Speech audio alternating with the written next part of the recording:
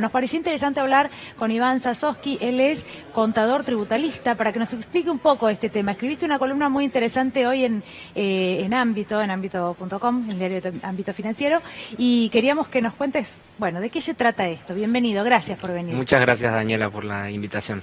La verdad es que se trata de un mecanismo que prevé la propia ley del impuesto a las ganancias, que en definitiva lo que hace es ajustar las ganancias por la inflación, es decir, para que tanto las empresas como demás sujetos no paguen sobre ganancias ficticias. ¿Qué pasó? Esto desde el año 1992, cuando entró en vigencia la convertibilidad, estuvo vedado. Estuvo vedado hasta el 2018, cuando entró en vigencia la reforma tributaria esta que se aprobó a fines de diciembre del año pasado. ¿Y ahora volvería a ajustarse de esta manera? Sí, volvería a ajustarse. ¿Por qué? Porque la inflación mayorista entre enero y junio de este año llega al 30%, claro. Ya estamos en 30,5%. Y la cláusula que dispara el cálculo del ajuste por inflación es cuando la inflación supere el 33%, con lo cual, haciendo una proyección, es casi imposible que esto no se dispare.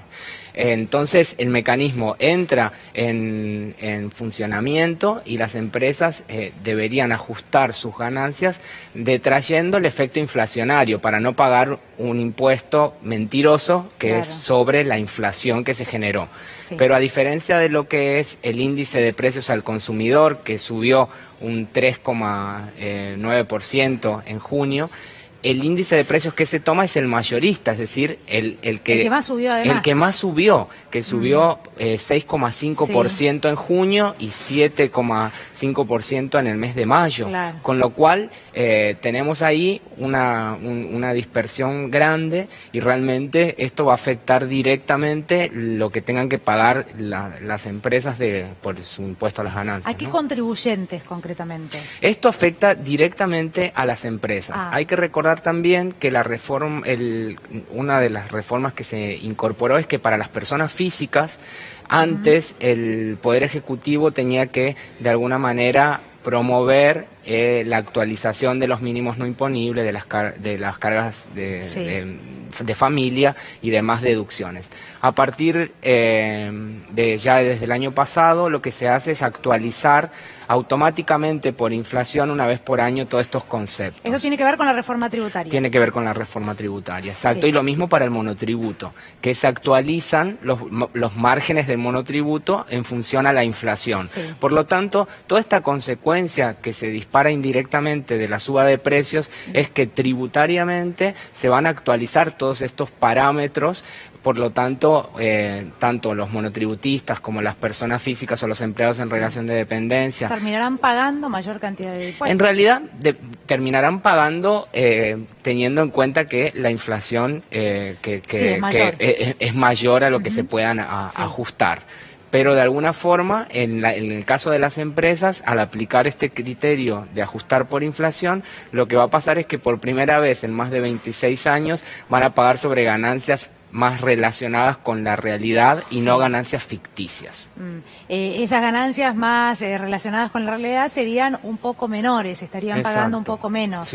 A ver, uno podría pensar por consecuencia que esto tiene que ver con un cambio en la reforma tributaria, con el objetivo de que se genere más empleo. Tendría cierta lógica. Lo que pasa es que en el contexto en que se encuentran las empresas ahora, y lo hablábamos hace instantes, la verdad que es muy complejo, porque da la sensación de que esto no alcanza mucho, ¿no? Claro, a ver, la presión impositiva argentina es de las más altas del mundo. No nos cansamos de decirlo. En la región, Argentina está muy por encima de los demás países y claramente cuando hay una situación recesiva o de estancamiento como en estos momentos, el efecto de los impuestos es muy grande. Entonces las empresas y los contribuyentes están al filo de dejar de tributar. O sea, es una situación difícil porque se pasa la informalidad y se disparan un montón de otros problemas. Por lo tanto, la inflación claramente es el problema más grave que hoy tenemos en nuestra economía, y la devaluación de los últimos meses de alguna forma puso en evidencia lo sensible que es la economía frente al tipo de cambio, frente al dólar. Entonces, nuestra economía está dolarizada en un montón de aspectos y todo eso se termina trasladando a los precios. ¿Qué es lo que se nota? Que como la inflación mayorista fue mayor a la minorista,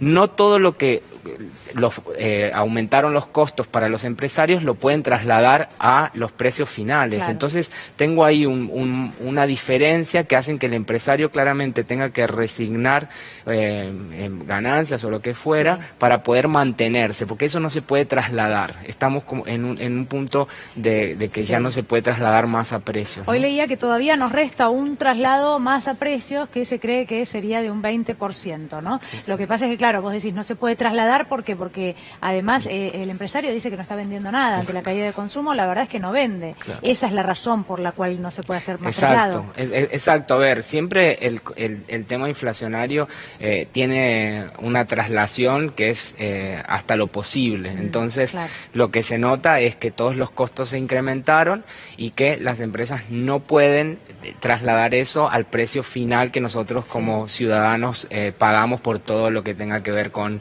los bienes y servicios.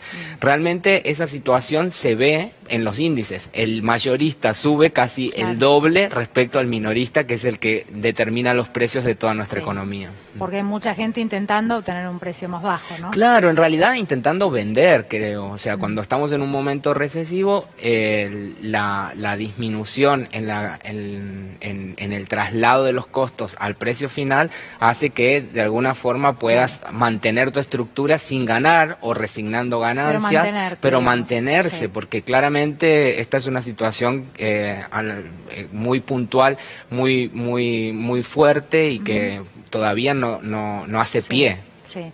Bueno, de hecho hay muchos empresarios que hablan con nosotros y nos dicen lo que queremos es por lo menos no tener que despedir gente, mantener la estructura como era hasta ahora, digamos, de la manera más reducida posible. Resulta muy preocupante de cara a los próximos meses, pero respecto del impuesto a las ganancias fue una promesa de campaña muy fuerte, del presidente Mauricio Macri y de hecho las medidas en años anteriores tenían que ver con eso. El argumento durante el kirchnerismo era el impuesto a las ganancias, ¿no? Y una baja en ese impuesto. En el día de ayer el presidente Mauricio Macri ponderó de alguna manera ese impuesto. ¿Qué le pesa a un sector de los argentinos? A ver, hay algo de cierto en que el impuesto a las ganancias es el impuesto más progresivo. A ver, no es que los empleados del resto del mundo no lo pagan, pero lo pagan quienes ganan. O sea, no quienes alcanzan a cubrir sus necesidades básicas. Entonces, realmente este impuesto, cuando se incorporó, estaba pensado para hacer más progresivo el sistema tributario, es decir, que paguen más los que más ganan. Es un mecanismo válido y que se utiliza en todas partes. Acá lo que había ocurrido era que como no se actualizaban por inflación los límites a partir de los cuales se tributaba este impuesto, todo el mundo empezaba a tributar impuesto a las ganancias. Entonces hablabas con un empleado que recién ingresaba o que hacía una hora extra o lo que fuera y te decía, estoy pagando impuesto a las ganancias. Era como un tema que claramente había llegado a los niveles más bajos de la estructura de una empresa o de los empleados estatales. Entonces se estaba recaudando sobre una ganancia ficticia, siempre estamos hablando de eso. Entonces, lo que plantea como concepto el presidente es correcto en que es progresivo. El tema es, ¿estamos en esos niveles? Todavía no, porque realmente hay gente que podría claramente cubrir sus necesidades si el impuesto alcanzaría solamente a quienes manifiestan una verdadera capacidad contributiva, que es una manifestación de riqueza real, que no se da todavía en nuestro país. ¿Qué cantidad de trabajadores, no sé si tenés más o menos una estimativa, son los que pagan impuesto a las ganancias? La cantidad de trabajadores no tengo el dato exacto del número, pero claramente hay varias situaciones. Por un lado, disminuyó la cantidad de gente porque al incrementarse las paritarias, en muchos casos por debajo de la inflación, como fue en el año 2016, que la inflación llegó al 46% y ninguna paritaria llegó a ese techo, claramente al ajustarse por inflación lo que tiene que ver con los mínimos no imponibles y lo que te hace deducirte de tus ingresos una porción para pagar por el diferencial, entonces hay un montón de gente que quedó fuera del impuesto a las ganancias por esa situación, porque claramente el incremento de los mínimos no imponibles los hizo directamente quedar afuera. Pero en cuanto a cantidad de gente, este es un impuesto que originalmente, como te digo, estaba pensado para los directivos de empresas o para cargos gerenciales, tanto a nivel estatal o a nivel empresario, y terminó siendo un impuesto que lo pagó, que lo paga todo el mundo, ¿no? Bueno, Iván, muchísimas gracias por estar aquí con nosotros, sobre todo en una tarde tan fea. A ver, no quiero decir fea, a algunos le parecen divinos estos días, ¿no? Con tanta lluvia, tan grises. No, como por Romero, no, pero bueno, salir de casa implica un esfuerzo especial. Bueno, muchas gracias, Daniela. Muchísimas gracias. Bueno, vamos